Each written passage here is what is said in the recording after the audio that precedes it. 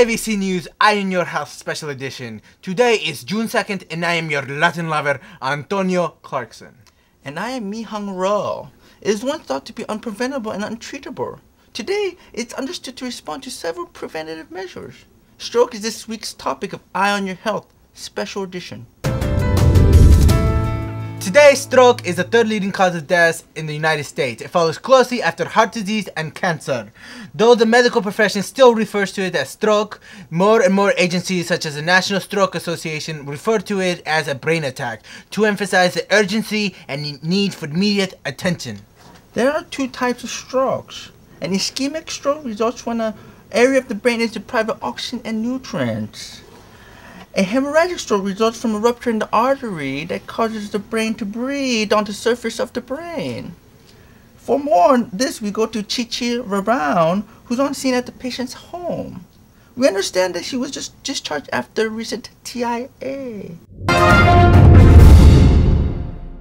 Thank you, Antonio. Thank you, Mi-Hung. I'm here on scene with Barack Bohama. He's a 57-year-old male who recently suffered a transient ischemic attack. A TIA is a neurological dysfunction that can last 5 to 15 minutes. It's the #1 predisposing risk factor and indicator of a stroke. Here's a clip of an earlier interview. Mr. Bohama, so you recently had a TIA. What kind of lifestyle have you adopted prior to your recent TIA episode? I was living like everybody, eating in Burger King, smoking, playing video games, just living my life like everybody. So is it safe to assume now that you're aware that smoking and drinking or sedentary lifestyle have led to your possible stroke? I know, everybody know about it, Yes, clearly. Mr. Bohama, it's imperative that you're aware of the other risk factors that cause a stroke as well. These are things that you can't control. Huh? What do you mean? These are risk factors such as your race, your age, your sex, and your ethnicity put you at higher risk for a stroke. Oh yeah, I see now. You white people always want to blame the black people. The black people smoke weed, the black people got HIV. It's always about the black people. Mr. Obama, no, this is not an attack on you at all. It just research states that blacks are twice as likely to have a stroke and they suffer greater disability. Blacks also have the highest prevalence of hypertension in the world, and also men are 1.25 times greater incidence for stroke. Your family history plays a main role in this. What do you know about me? You just met me today and you're talking about my family history. It's not that at all. What you know about my mama? Oh, she had a stroke, didn't she? This is Chichi LeBrown signing off from LAVC News. Back to you, Antonio and Mi-Hung. Thank you, Chichi. I hope you like it kinky. I know I do. We'll be back after these messages. Do you start each day with a cigarette? Do you end your day with a generous amount of alcohol? Do amphetamine calm you down after a long, stressful med-surg test? Is your hypertension cause you headache? Are you black? If you have any of these conditions, you are at a risk for stroke. Stroke is the third leading cause of death in the United States. Fortunately, there are ways to prevent this. Call 1-800-4-KABUYA and we'll send you 81 milligrams of aspirin to prevent clotting. If you act now, we'll throw in Coumadin, a stronger acting anticoagulant. But wait, if you call within the next 15 minutes, you will receive a free sample of the clot buster, TPA. Though this medication is known to prevent stroke, TPA is used for ischemic stroke only. Common side effects are excessive bleeding, bleeding from the head, bleeding from the nose, bleeding from the gums, bleeding from the mouth, bleeding from the ears, bleeding from the genitalia, bleeding from cuts, scratches, and injection sites. You may bleed everywhere, and this may cause death. No one can beat the booyah, so call 1-800-4-KABUYA. Now we have special guest, Bia Statulite, Dr. Cummings. Dr. Cummings is a Harvard graduate with multiple acronyms on her email signature. She is specialist in stroke prevention, and she's here to talk about treatable medical risk factors. Good afternoon, Dr. Cummings. Good afternoon, Mr. Clarkson, Mr. Lowe. I want to thank you for having me here today. So, Dr. Cummings, please tell our viewers, how can one prevent and treat stroke? Well, it is estimated that 77% of primary strokes are related to hypertension. Hypertension is a blood pressure greater than 140/90.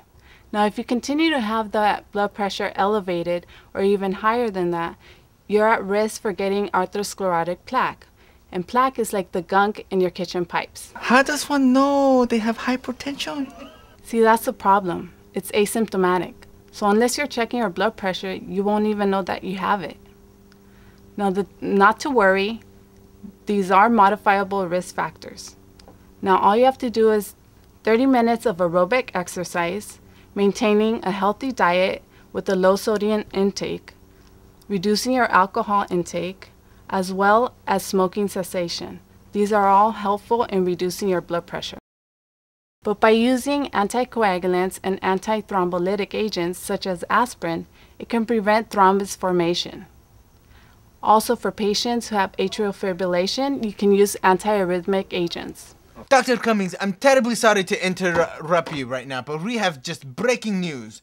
We've just gotten word that there are LAVC students picketing the health science department. It is unclear right now what exactly they are protesting, but we will keep you informed as soon as we have some clarification. Let's hope this doesn't turn into violence. Dr. Cummings, sorry for the interruption. You were talking about risk factors preventable for stroke? Yes. Diabetes is a huge factor.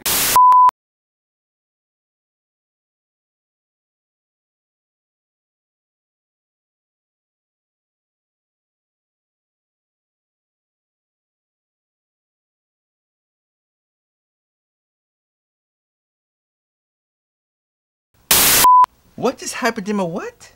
Is that some kind of STD? Because my doctor says I have it. Hyperlipidemia consists of lipoproteins that are found in your blood. Now, the main ones are HDL and LDL. If you have increased levels of LDL, it puts you at risk for arteriosclerosis. Now, the main one that you want is HDL, because that reduces the risk of stroke. Dr. Cummings, this HDL, how or where does one get this HDL? HDL is found in fish, canola oil, dark leafy greens, walnut, and other delicious delicatessens. Smoking cessation lowers the risk for a stroke, as well as avoiding large quantities of alcohol. But it is thought that a glass of red wine can be non-problematic because the effects increases HDL levels, thereby producing tissue plasminogen activator, which decreases the risk of coronary artery disease. Thank you, Dr. Cummings, for titillating information on preventing stroke. So yeah, awesome. Fish, leafy greens, avocados. I can hang with that. Ugh, I hate fish. I much rather prefer thick, juicy sausage. That concludes today's special Eye on Your Health.